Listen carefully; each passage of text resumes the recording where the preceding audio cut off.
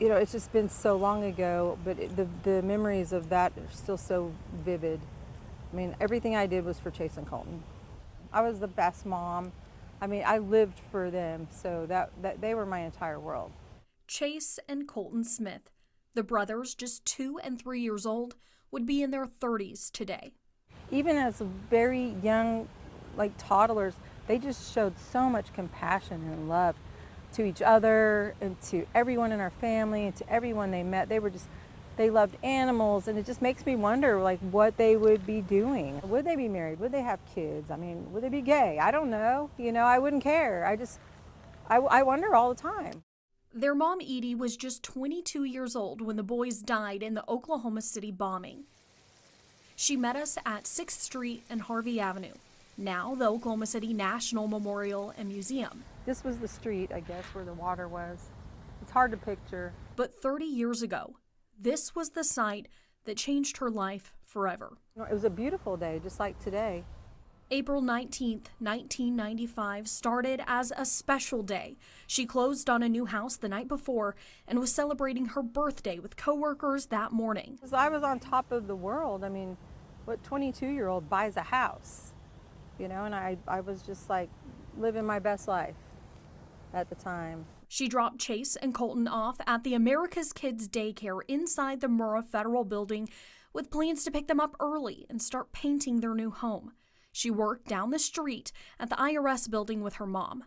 But at 9:02 that morning, everything changed. I was actually walking from my desk over to the conference room that morning to cut the birthday cake whenever the bomb went off. And then like everything started shaking and rattling and turned everything upside down.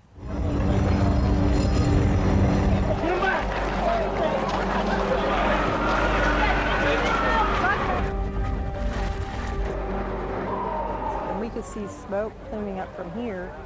I mean, it was just billowing in the sky. And when we walked out the door, it was like being in the middle of a war. I mean, there was glass falling from like every building. People were screaming and people were running. And my mom was like, oh my gosh, the babies.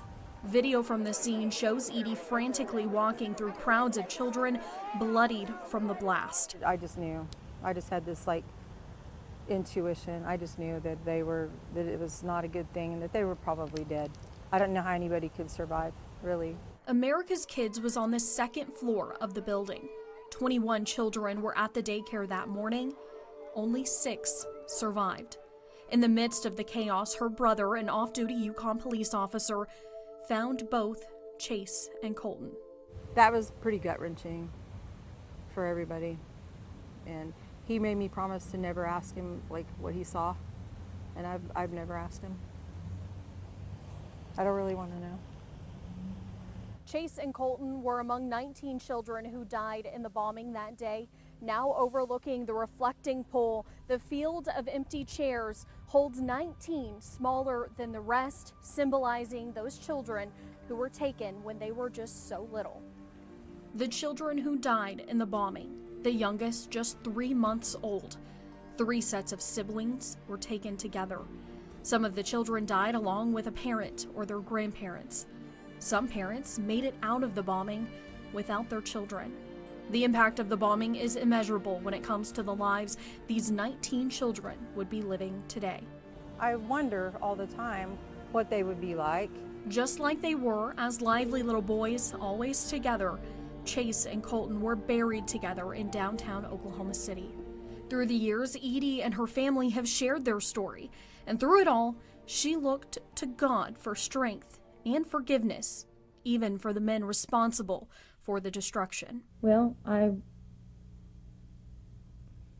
a Christian, and I believe in forgiveness, and you know, I can forgive both of them for what they've done to my family, but that doesn't mean that I like them very much. But you know, they need to get saved. They're on a one-way train straight to hell, and you know, God will forgive them too.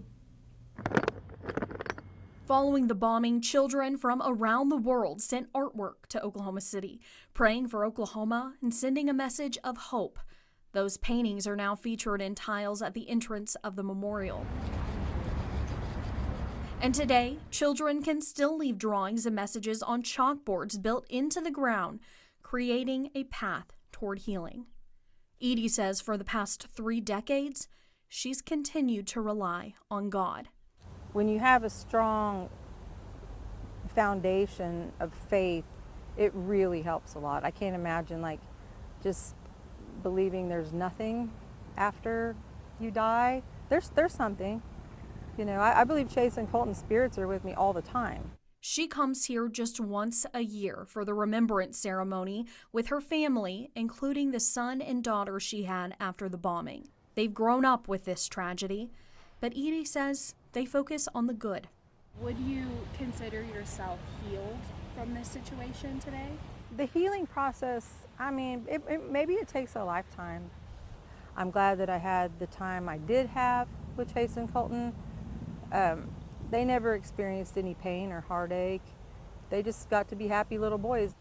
For Fox 25 News, I'm Jamison Kiefover.